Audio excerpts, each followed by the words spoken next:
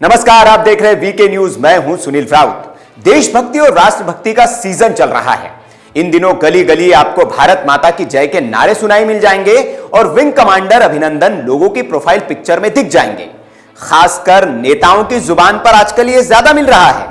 जाहिर है, चुनाव है और ये मुद्दा इस बार के चुनाव में सबसे टॉप पर है, तो नेताजी पीछे कैसे रह सकते हैं।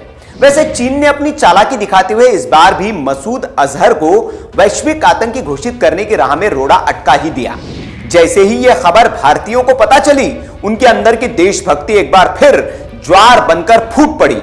ट्विटर पर हैशटैग बायकॉट चाइना और बायकॉट चाइनीज प्रोडक्ट ट्रेंड करने लगा।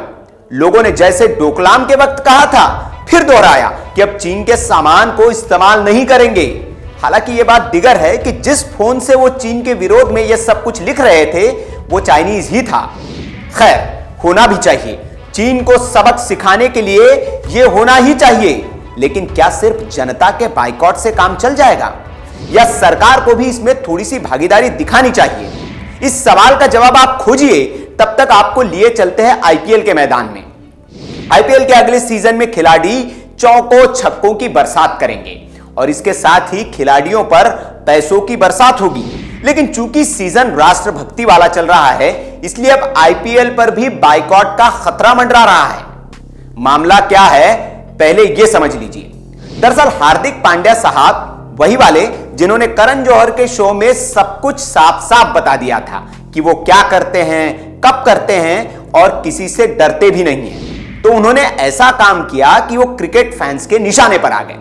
दरअसल पांड्या जी अभी ऑफिशियली आराम फरमा रहे हैं। मतलब बताया गया कि उनकी कमर के निचले हिस्से में चोट लगी है, इसलिए वे ऑस्ट्रेलिया के खिलाफ वनडे और T20 मैचों में हिस्सा नहीं थे। लेकिन उन्होंने अभी इसी बीच आईपीएल की तैयारी जोर शोर से शुरू कर दी है। उन्होंने मुंबई इंडियंस के कैंप को ज्वाइन कर लिया है। इसी कैंप में उन्होंने धोनी का ट्रेडमार्क हेलीकॉप्टर शॉट लगाने की कोशिश की और इस वीडियो को ट्विटर पर शेयर कर दिया और पूछा कि बताओ, इस शॉट के पीछे मेरी प्रेरणा कौन है। उनका इशारा MS धोनी की ओर था। बेचारे पांड्या को क्या पता था कि उनके तो दिन ही बुरे चल रहे हैं। इतना उन्होंने ट्वीट क्या किया कि वे ट्रोलर्स के निशाने पर आ गए।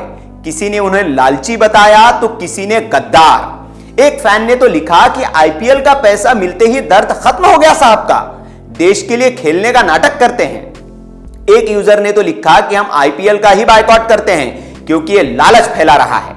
खिलाड़ी देश नहीं, पैसे के लिए खेल रहे हैं। तो यह था सारा मामला।